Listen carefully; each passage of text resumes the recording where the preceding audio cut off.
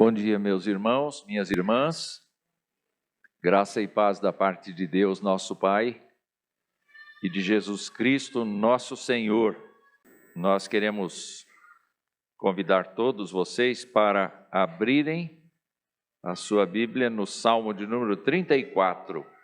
Antes de nós lermos este salmo, o preâmbulo dele trata de uma situação específica que Davi viveu.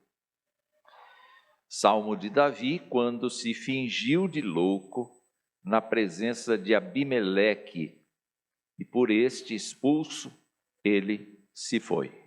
Pois é, a situação está toda narrada em 1 Samuel, dos capítulos 20 até o capítulo 22. E se de fato esta anotação pertence à própria mão do escritor, vamos pressupor que sim, porque ninguém de nós estava lá, não é? Nós temos uma série de episódios que aconteceram e que vão nos ajudar a entender o Salmo. O primeiro episódio é que Davi reparou, percebeu que Saul não gostava dele e não desejava a presença de Davi como um soldado seu, como um general seu, porque Davi tinha carisma e podia ser uma dessas pessoas que tiraria dele o trono. Davi estava investindo toda a sua vida naquela forma de viver para Deus, para a glória de Deus. Ele, desde o tempo de pastor, tinha uma forte convicção de que Deus era o Criador de todas as coisas e o seu próprio sustentador. Mas quando Davi chega para a corte, esse carisma de Davi faz com que as multidões prestem atenção na popularidade dele e não na popularidade do rei. E o rei sente isso. Jonatas, o filho de Saul, é um homem que compreende que ele não vai assumir o reinado de Israel. Ele compreende que Davi é a pessoa escolhida por Deus para fazer isto. E eles são muito amigos. Mas é a partir de uma série de mentiras que toda esta conjuntura se constrói. A primeira mentira é que Davi diz assim: olha, eu não vou ao jantar da festa da lua nova, justamente pelo fato de que eu sei que seu pai não gosta de mim. Então diga para ele que eu fui para Belém a pedido da minha família. Depois Davi fica sabendo por Jonatas que de fato a intenção de Saul é matá-lo. Então ele já está sendo perseguido e caçado. Ele quer devolver ao rei fidelidade, mas o rei não quer a fidelidade dele. O rei quer tirar o nome dele da memória do país. E a partir daí, meus queridos irmãos, Davi passa a ser um fugitivo. E onde é que ele vai? Ele vai a uma pequena aldeia chamada Nobe. E ali ele encontra o sacerdote que todo trêmulo lhe pergunta: o que é que você está fazendo aqui sozinho? E ele mente outra vez, dizendo que o rei o tinha mandado para uma missão secreta. E ele pede comida. O sacerdote disse: eu só tenho os pães da proposição, eu não tenho outra comida. Mas sempre se troca o pão. Então o pão trocado, o pão que não vai ser utilizado, Davi recebe. Você tem alguma arma aí? E o sacerdote lhe dá a arma de Golias que Davi usou para matá-lo. E Davi se retira. E para onde ele vai? Ele vai para o território extremamente improvável que Saul lhe persiga, que é o território dos filisteus. Ele vai para Gate. E lá ele se encontra com pessoas que o reconhecem. Não é esse aqui que o povo lá em Israel canta, Saul matou milhares e ele matou 10 milhares.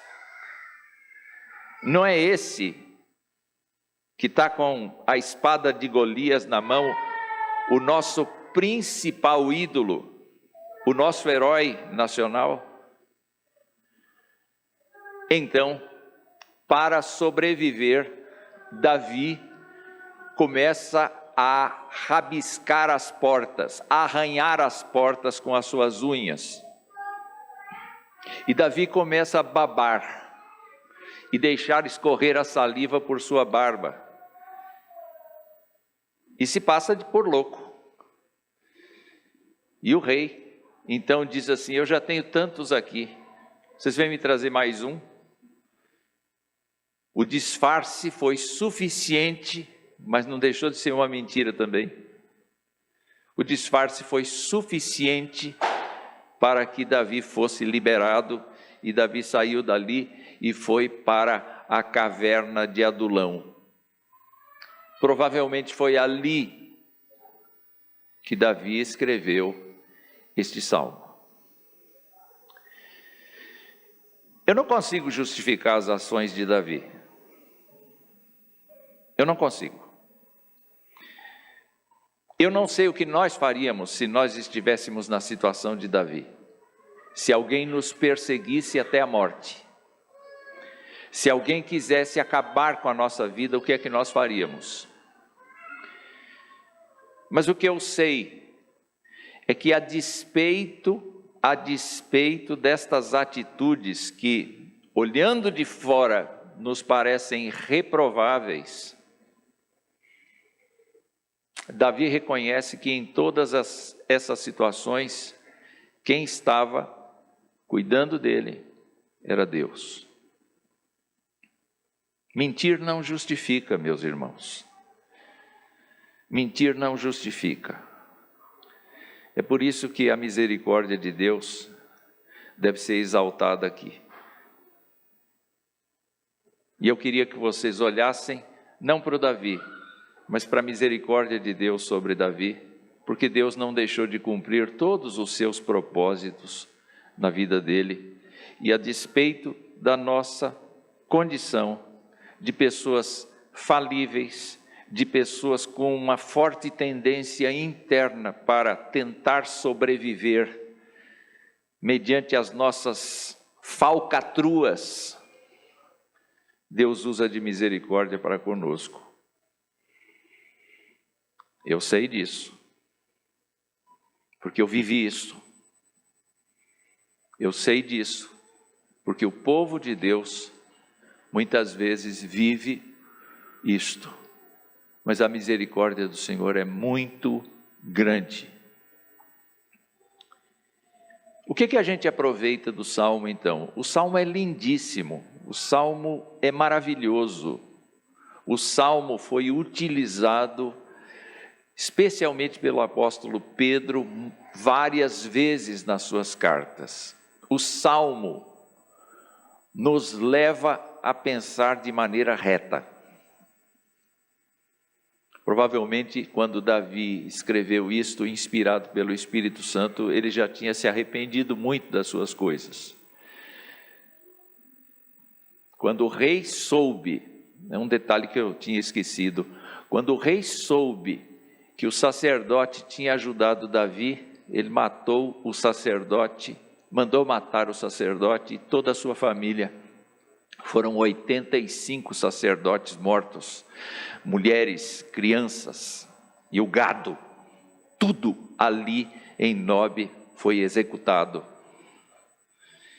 E Davi, no capítulo 22, diz: é culpa minha, é responsabilidade minha.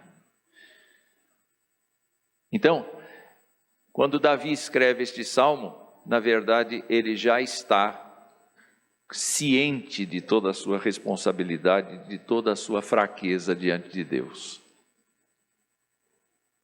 Vamos ao Salmo. Ele diz: bendirei o Senhor em todo o tempo, o seu louvor estará sempre nos meus lábios. A minha alma se gloriará no Senhor, os humildes ouvirão isso e se alegrarão. Louvem comigo a grandeza do Senhor e todos juntos lhe exaltemos o nome. Busquei o Senhor e ele me acolheu, livrou-me de todos os meus temores. Os que olham para ele ficarão radiantes. O rosto deles jamais se cobrirá de vexame. Clamou este aflito e o Senhor o ouviu e o livrou de todas as suas angústias. O anjo do Senhor acampa-se ao redor dos que o temem e os livra. Provem e vejam que o Senhor é bom. Bem-aventurado é quem nele se refugia. Temam o Senhor, vocês que são os seus santos, pois nada falta aos que o temem. Os leõezinhos passam necessidade e sentem fome, porém, aos que buscam o Senhor, bem nenhum lhes faltará. Venham, meus filhos, e escutem, eu lhes ensinarei o temor do Senhor. Quem de vocês ama a vida e quer longevidade para ver o bem? Refreie a língua do mal e os lábios de falarem palavras enganosas. Afaste-se do mal e pratique o bem. Procure a paz e empenhe-se por alcançá-la. Os olhos do Senhor repousam sobre os justos e os seus ouvidos estão abertos ao seu clamor.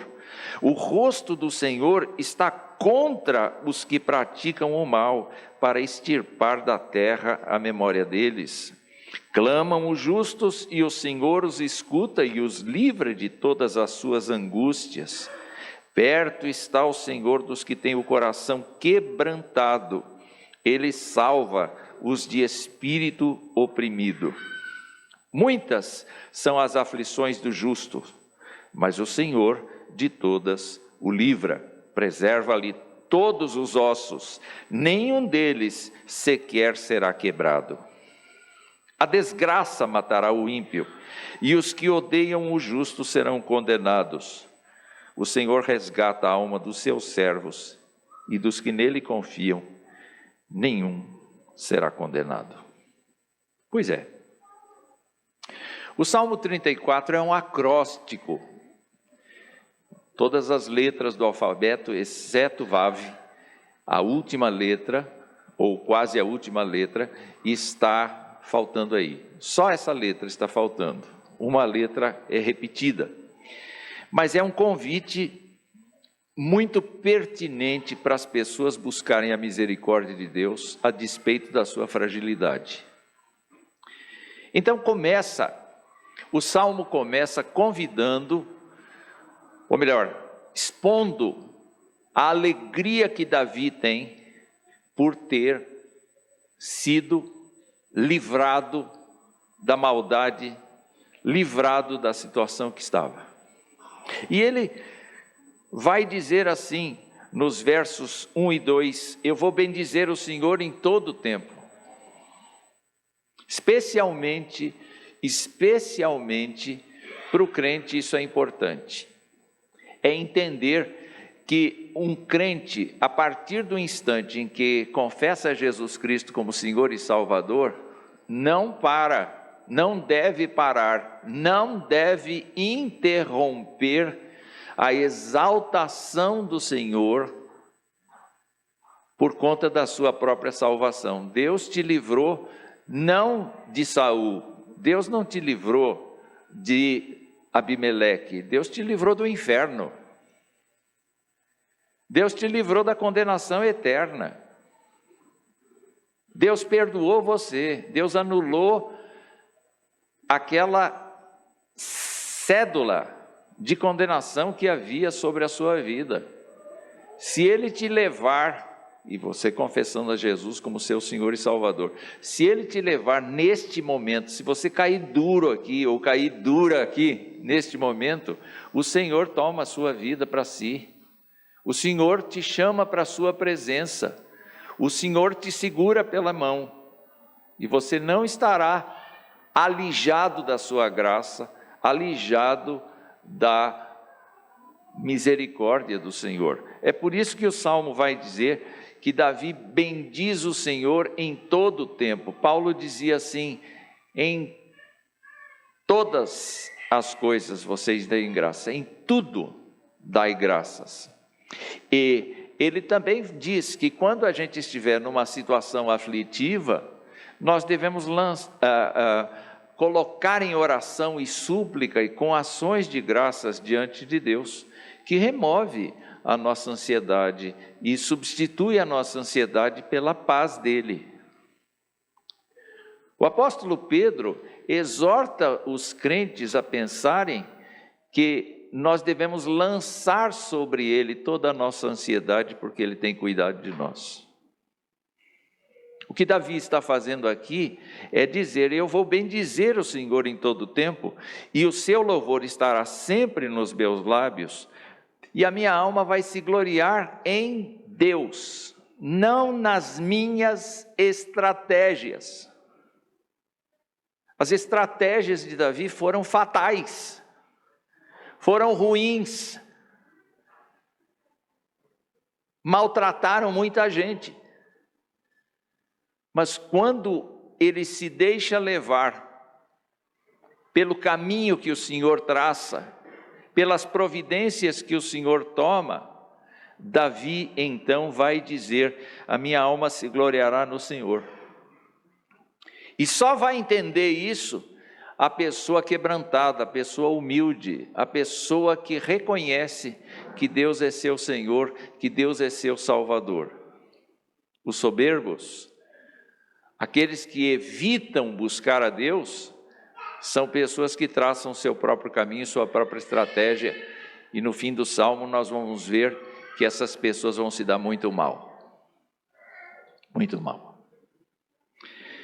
Um segundo ponto que eu gostaria de chamar a sua atenção é que Davi não se contenta em compartilhar a sua alegria e a sua gratidão a Deus pelo livramento. Ele também exorta os seus leitores a fazerem a mesma coisa. Ele diz no verso 3: louvem comigo a grandeza do Senhor e todos juntos lhe exaltemos o nome. Qual é a concepção que o crente deve ter do Senhor? É que o Senhor é todo-poderoso. A grandeza do Senhor se revela no fato de que Ele é a pessoa que pode tudo, que conhece tudo, a pessoa que está presente em tudo. Então, Deus está aqui conosco nesta manhã, mas Deus está na nossa casa, Deus está no nosso trabalho, Deus está no nosso lazer, Deus está no nosso estudo, Deus está nas nossas relações, Deus está em toda parte, para ser acionado como Deus, como Pai, como Salvador, como Cuidador. Deus está agindo, e por isso Davi então diz assim: provem, o verso de número 8, provem e vejam que o Senhor é bom. Eu me lembro que de vez em quando eu ouço assim: não quero, mas você já comeu? Não, eu não gosto. Mas como é que você sabe que não gosta? Se você nunca comeu. E eu vou dizer uma coisa: depois que a gente casa, a gente fica meio assim, asqueroso, quando a gente é solteiro, mas depois que a gente casa, a nossa esposa ou o nosso marido vão impor para nós umas coisas esquisitas que a gente nunca gostou. E a gente vai adorar. Alguém foi louco o suficiente para dizer: prove. E você, constrangido, vai ter que provar. E aí a sua ideia vai mudar. Pois é, o convite de Davi é: provem e vejam que o Senhor é bom. A pessoa que confia nele é uma pessoa bem-aventurada, é uma pessoa feliz, é uma pessoa que vai ser bem-sucedida naquilo que fizer. Não? Muitas vezes a nossa índole carnal quer dizer assim, não pode deixar, eu cuido das coisas, eu resolvo do meu jeito, eu olho para a minha percepção da vida e eu resolvo. Mas Deus não quer isto. O que Deus quer é que nós sejamos criativos, nós sejamos sábios, nós sejamos prudentes a partir dele e não a partir de nós mesmos. Não existe nenhuma vergonha do crente dizer, eu sou eternamente dependente de Deus. Eu gosto de depender dele, eu me sinto bem quando ele me dirige os passos. Pode ser que eu não goste, porque isso vai atrair a atenção das pessoas e as pessoas vão me ridicularizar, mas eu prefiro andar debaixo da ciência dele do que debaixo da minha própria ciência ou da ciência dos outros. Ele diz, temam o Senhor, verso 9, vocês que são os seus santos, pois nada falta aos que o temem. Eu me lembrei do Salmo 23. O Senhor é o meu pastor e nada me faltará. Nada do que Ele tem como plano para mim vai faltar. Tudo que não é plano dele vai faltar. E não queira ser tolo ou tola de querer suprir aquilo que o seu coração deseja, porque o seu coração é meio enganoso, é traíra. Davi diz, tema o Senhor. Então, eu vou para um terceiro aspecto. Como é que a gente teme ao Senhor? Como é que a gente teme ao Senhor? O salmista nos mostra nos versos 11 até 14 um código ético, um código de comportamento, um código de temor do Senhor. É muito bom e Pedro usou isso para mostrar exatamente como é que Deus quer que a gente o tema. E ele diz, venham meus filhos e escutem, eu lhes ensinarei o temor do Senhor. Quem de vocês ama a vida e quer longevidade para ver o bem? Eu quero isso. Você não quer isso?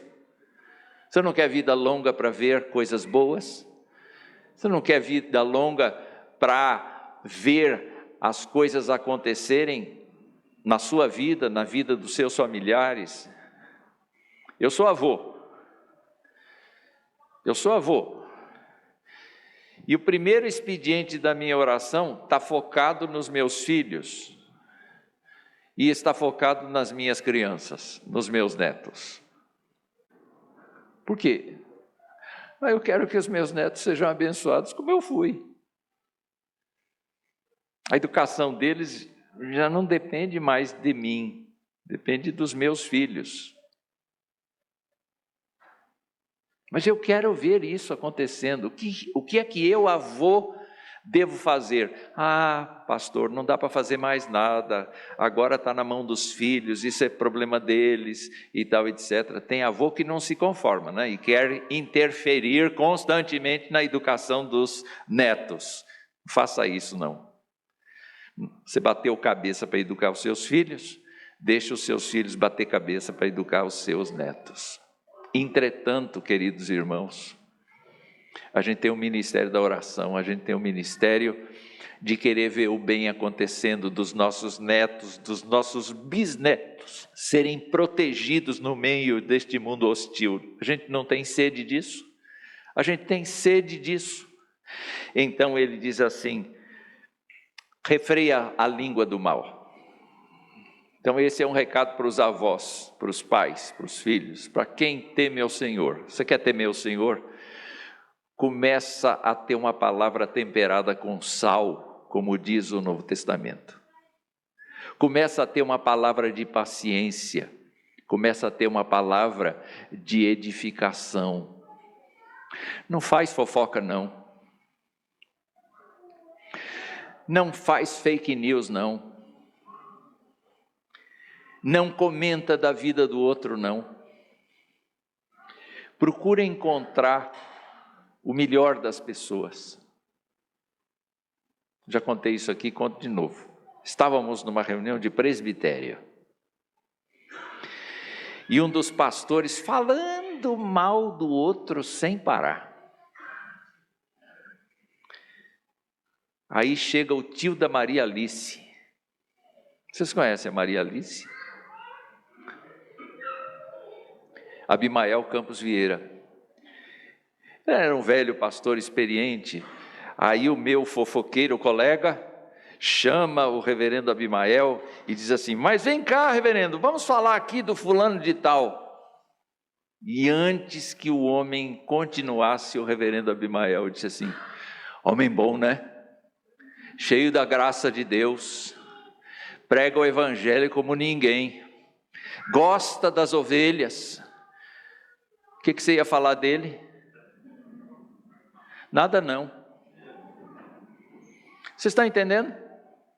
Quando a gente promove a honra de Deus, a glória de Deus por meio de uma palavra que seja saudável, abençoadora, que conforta, que anima, que estimula, que engrandece a Deus e que valoriza a pessoa. Eu estou pensando aqui em Paulo, por exemplo, que dizia assim: olha, eu sou continuamente perseguido, mas eu queria que vocês orassem pelas autoridades que perseguem. Porque Paulo tinha no seu coração o temor do Senhor. E quando nós olhamos para esta situação aqui, o salmista já diz: eu vou bendizer o Senhor em todo o tempo. O salmista diz: venham comigo, comecem a bendizer o Senhor comigo, pelas coisas que o Senhor tem feito. Agora ele diz: não falem o que vocês não precisam falar. Falem coisas abençoadoras. Falem coisas que não são palavras enganosas. Ele tinha falado palavras enganosas. E ele está agora percebendo que, com medo de Saul, com medo de Abimeleque, com medo das circunstâncias, ele tinha usado palavras tolas, falsas. E as consequências tinham sido muito graves. Agora ele percebe que não é assim que a gente vive no temor do Senhor.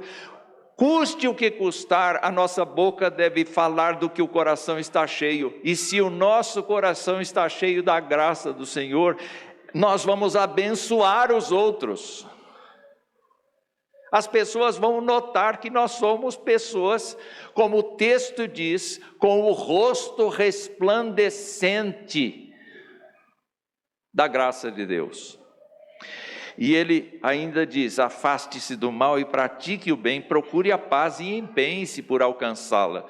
Nós somos pessoas do bem quando nós estamos em Jesus Cristo. Nós somos pessoas do bem quando nós nos aproximamos de Deus e vivemos no seu amor e na sua bondade. E o Espírito de Deus nos impulsiona para ser melhores ainda, a cada dia que passa. Mas eu termino a exposição, ou o comentário do Salmo, eu não estou expondo o Salmo,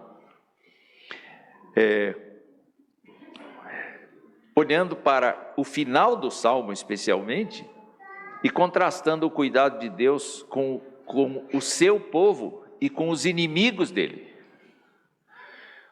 O que o Salmo diz a respeito desse assunto? Bom, para uma pessoa que busca o Senhor, sabe que Ele lhe acolheu, ele diz no verso 5: os que olham para o Senhor ficarão radiantes, o rosto deles jamais se cobrirá de vexame. O verso 7 diz que o anjo do Senhor acampa-se ao redor dos que o temem e os livra. Eu posso imaginar Davi viajando sem parar por conta do inimigo dele que o persegue tenazmente. Ele fixa o acampamento e ele pode dizer: Deus está aqui. Então, onde quer que a gente vá, a gente não pode se esquecer que a gente está na presença do Deus Altíssimo. Porque Jesus abriu um novo caminho. E nós estamos na presença dele. Mas no fim do Salmo, ele diz assim, a partir do verso 15: os olhos do Senhor repousam sobre os justos. São linguagens antropomórficas. Deus não tem olhos, ele é espírito, mas ele enxerga. Só que o salmista vai usar a linguagem antropomórfica para facilitar o nosso entendimento. Os olhos do Senhor repousam sobre os justos, os seus ouvidos estão abertos ao seu clamor. O rosto do Senhor está contra os que praticam o mal, para extirpar da terra a memória deles. Os justos clamam e o Senhor os escuta e os livra de todas as suas angústias. O Senhor está perto dos que têm o coração quebrado, são aqueles humildes do início do Salmo. O Senhor salva aqueles que estão em problemas, que estão oprimidos por causa de serem crentes e por causa de viverem como crentes. O Senhor livra essa gente. São muitas as aflições do justo, ele não esconde que o justo vai sofrer, mas o Senhor de todas o livra. E ele preserva os ossos, nenhum deles será quebrado. Evidentemente, essa foi a experiência de Davi. Ele passou por louco, ele arranhou as portas, ele babou, mas ninguém quebrou nada dele, naquele momento. Mas eu não posso imaginar um homem que vai para a batalha, e branda a sua espada, e usa lança, e agride, e é agredido que não quebra nada. Eu não posso aceitar o fato de que um crente não possa ser atropelado, e quebrar alguma coisa. Eu não posso admitir que um crente caia de qualquer jeito e pingue como uma bola e não quebre nada. Não, o crente se quebra. Deixa eu fazer uma pesquisa rápida aqui. Quem é que já quebrou algum osso aqui? Olá, olá, olá, a palavra de Deus não vale nada? Essa palavra foi usada para Jesus, porque Jesus morreu antes de ser necessário que as pernas dele fossem quebradas para ele morrer asfixiado. Provavelmente os ladrões tiveram as suas pernas quebradas para perderem a sustentação na cruz, mas Jesus, devido ao peso do pecado, morreu antes de que o seu corpo fosse quebrado. Mas o que isto quer dizer? Ainda que os nossos ossos se quebrem por uma queda, por um desastre que eventualmente aconteça conosco, a nossa vida está totalmente preservada no seio de Deus. Esse é o ponto. E terminando, o Salmo diz assim, verso 21, a desgraça matará o ímpio. A desgraça matará o ímpio. É por isso que a palavra de Deus sempre nos diz assim, não se vingue, deixa Deus vingar você. Porque a desgraça vai matar o ímpio. Toda pessoa que te ofende, que te humilha, toda pessoa por causa de Jesus Cristo, não por causa do seu comportamento vergonhoso, mas por causa de Jesus, porque você está sendo fiel a Jesus e você está testemunhando o nome de Jesus e você é maltratado, deixa com Deus. Pode deixar com Deus, que Ele vai cuidar. Os que odeiam o justo serão condenados. Em compensação, ele termina o salmo dizendo: o Senhor resgata a alma dos seus servos e dos que nele confiam. Nenhum será condenado. Vocês lembram da palavra de Paulo aos Romanos?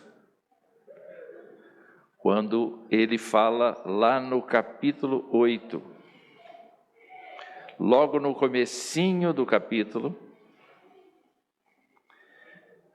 ele diz exatamente a palavra de Davi. Agora, pois, já não existe nenhuma condenação. Para quem? Para os que estão em Cristo Jesus. Então, diante das experiências dolorosas, bendiga o Senhor em todo o tempo. Seja na alegria, seja na tristeza, bendiga o Senhor em todo o tempo. É o que o Salmo exorta. Prove que o Senhor é bom. Prove que o Senhor é bom. Experimente da sua graça. O Senhor ouve, o Senhor responde, o Senhor atende, o Senhor fortalece, o Senhor protege. E aguarde para ver aqueles que te perseguem por causa de você ser crente, não por causa do seu mau comportamento, mas por causa de você ser crente, vão ter um fim muito ruim. Enquanto que você será recebido nos tabernáculos eternos, se Jesus Cristo efetivamente é seu Senhor e Salvador.